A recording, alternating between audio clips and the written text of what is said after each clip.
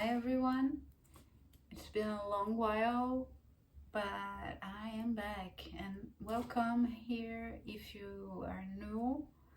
I am Mariana and this is my channel. I thought about this channel for a long time now, wondering what could I do to be able to make videos without consuming a lot of time, because I started posting more on Instagram and TikTok, and it is very time consuming, and I really want to pursue writing again. I got back to writing and I obviously have a job, but I really love making YouTube videos and I didn't want to stop, so I decided to come back gently and maybe make more videos like this where I just talk, which means I have less editing to do after, and it also allows us to have a more chill talk instead of, you know, just me showing random images, random footage of me or what I'm doing. And let's see how it goes. Let's see if you guys, I'm gonna enjoy it. And yeah, so for this video I came with Hamnet thoughts, because I am obsessed, and I'm not just obsessed, I am really changed by this book. I cannot stop thinking about it. I read it in January, and yeah, it took me some time to make this video, but really the way this novel touched me, really, like the writing is so full of details, textures, smells, emotions, and it's so well written to me. And of course the story, it's like very emotional, very sad, but I that's not a problem for me. I like sad stories. I really like, for a book to be my favorite list 95% of the time, it's because it made me cry in the good way. Like, it talked to me in a way that it was marked, you know. And Hamnet, it was definitely one of these. I think I started crying around page 100 and I kept crying till the end, and if I think too much about it, I start crying again. There are so many passages, so many quotes that stuck with me, that resonated with me, and I think that's the true magic of this book, because it's talking about something that happened like centuries ago, but the story is so well written that you can still see yourself in it. And I fell in love with the characters, with how it is written, and honestly I would like to analyze it more in terms of why is it so well written. I wrote a few pages about Hamnet in my notebook. I decided this year that I'm gonna use a notebook to note my thoughts while I'm reading a book, and, you know, quotes I want to keep, and, you know, thoughts that are gonna make me make more assertive thoughts simply about the book, because I have the feeling that I've always been like that. I never had like a way of really registering how a book made me feel and why it feels that way. And I think that to be a better writer, I should think about this stuff more often, and not just write based on vibes and feelings, even though I do that. But yeah, I think to be a better writer, I need to read books with a more of a observant and more reflective and more attempt look, and this is what I'm trying to do now. So for Hamnet, I really wrote a lot of things, like how the characters made me feel and why they made me feel like that. And yeah, I think the things that really stuck with me is that they are very relatable. Like Agnes is just so relatable, the way that she's an outcast. Nobody understands her and everybody makes assumptions of her, and she just doesn't care. But they do think she's a witch. They think her mother was a witch. She was never well accepted, but people still come to her and ask things from her. But you know, people are just hypocrites. But the thing that I really love is how she doesn't care. She lives her life as she wants. It's not that she doesn't care, but she tries to live her life as she wants and not pay attention to what people think of her, because she knows who she is. And this is very strong. Like, we're talking about a character in the 16th century. I mean, it's a contemporary author, but the character is supposed to live in that era. So it's a very strong character, you know, for the time.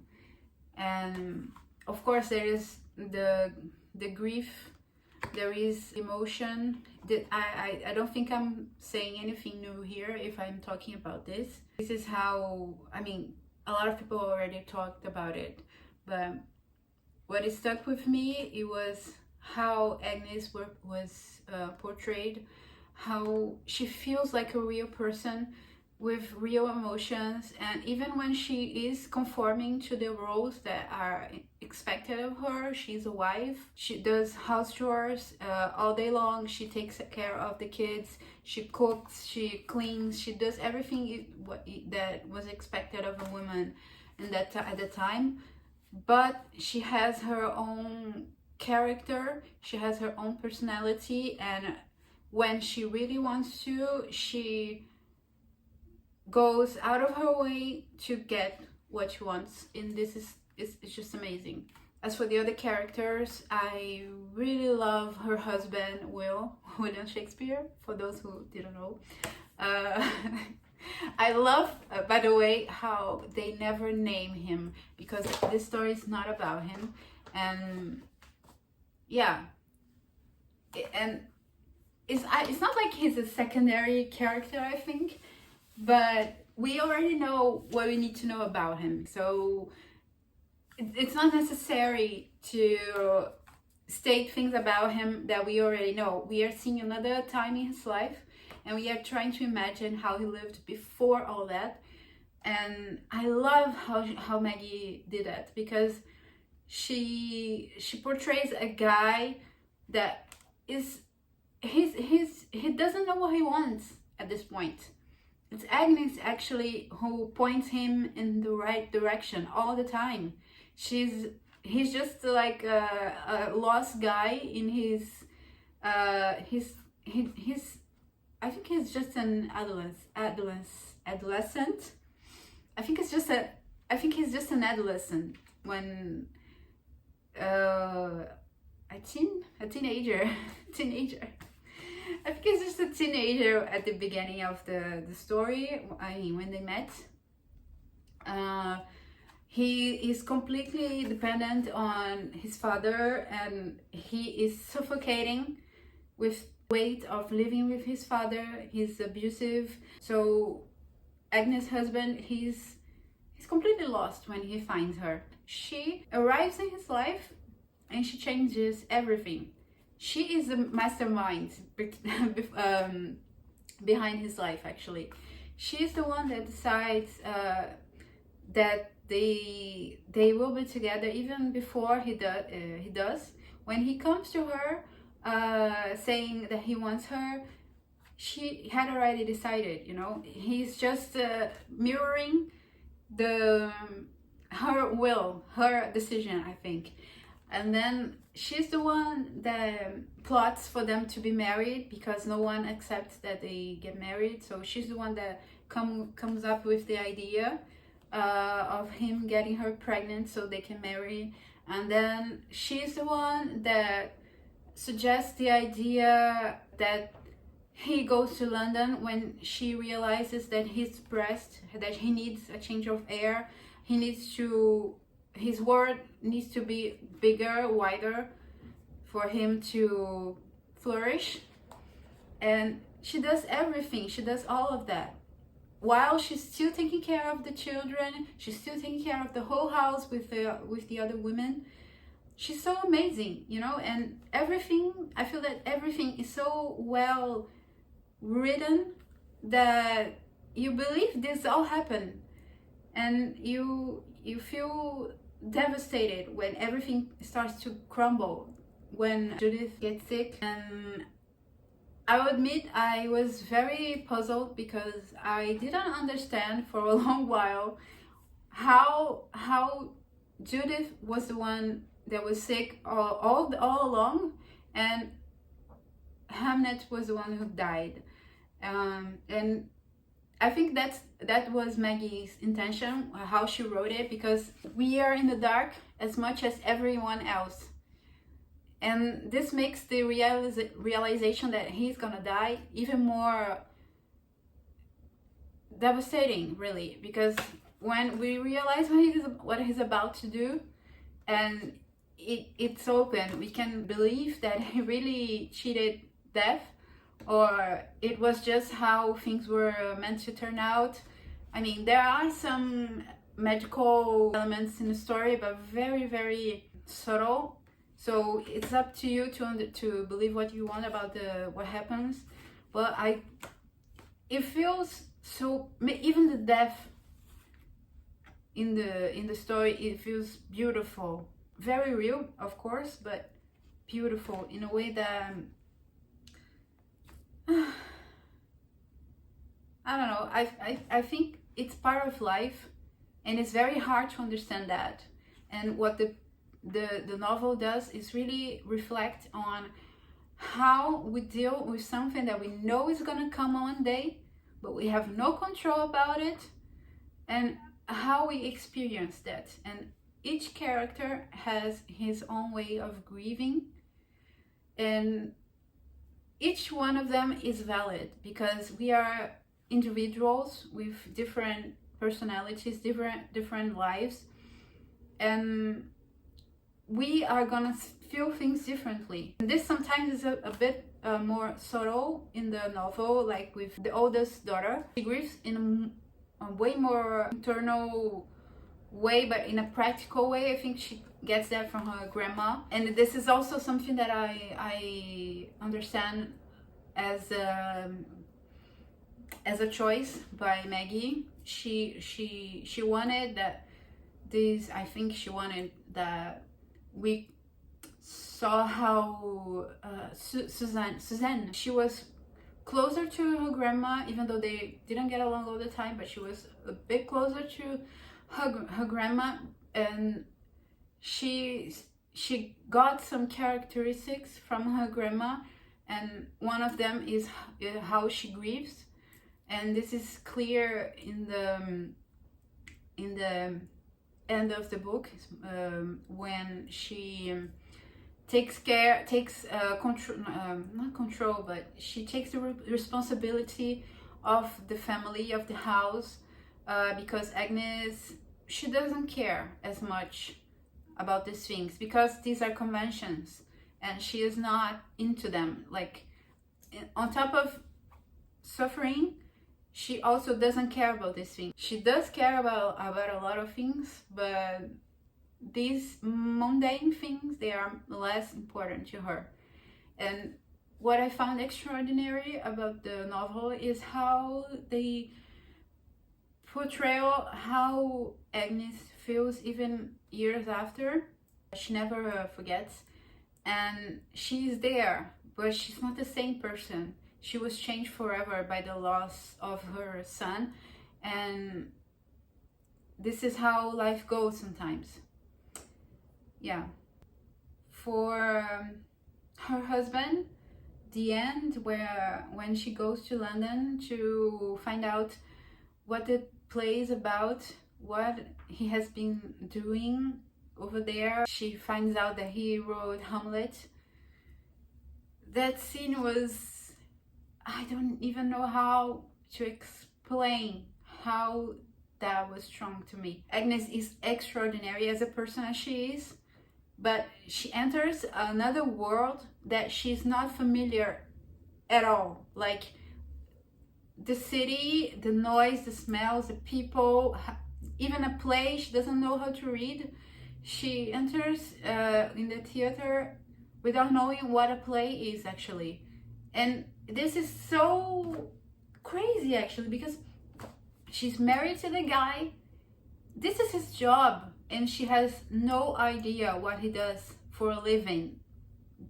So they are connected in a way, but at the same time they are completely apart. They have two separate lives, and it struck me in a way, I don't know how to explain that, but it was like, it made me feel in a certain way that I don't know exactly how to explain. But the fact that they live separate lives, even though they have bonds, they have a strong connection, it's yeah, human nature and human connection, human relations is really crazy. And from Agnes' husband's point of view, I think maybe some people will think he's a kind of villain in a way, or he's like a shitty man, I don't know, but I feel him. I mean, I don't agree with everything he does, of course. He's a guy that has no agency. Everyone else decides things for him. I mean, this is what we see. We see things from Agnes' point of view, and this is how things are played for us. We don't know how he lives in London, but the impression we have of him is that he's someone that has little agency in his own life, and he has some questionable actions, but he does feel, he has a lot of pain in him. Even before losing a son, he is someone, he has the artist soul, let's say. He is the torture poet. He's lost. He needs Agnes to tell him how he could direct his emotions. So he writes, of course, he writes, he wrote even before he knew her, but I think if it wasn't for her, he would be writing for himself his whole life. So it took him what it took for him to grow as a person was to go to another city and be by himself, and I think that's where he discovered himself. He learned who he was, so he could be brave enough to write the plays and work in the playhouse and leave his father's business behind. And that's all because of Agnes, actually. Yeah, he is grieving in his own way, and sometimes when he's distant, when he exits himself from his family and from his hometown, and he flees to London, people might not understand that, and he is being selfish, of course, but it is also his way of grieving. And I don't know, I understand, I feel that. Maybe I'm just projecting a little bit, but yeah, I understand him. And reading this kind of story makes me really eager to write, and this is why I wrote so much about it, because I really wanted to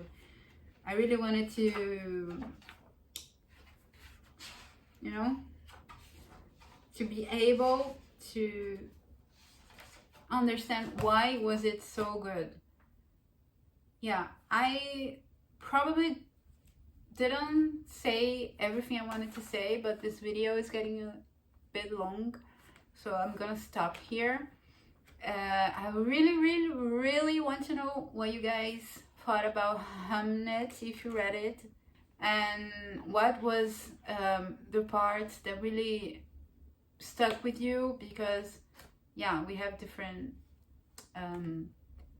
views of things. And let me know if you want me to make more videos about like this, like reviews or essays, analyzing books, and yeah, don't forget to subscribe if you haven't, and thank you for watching. Bye.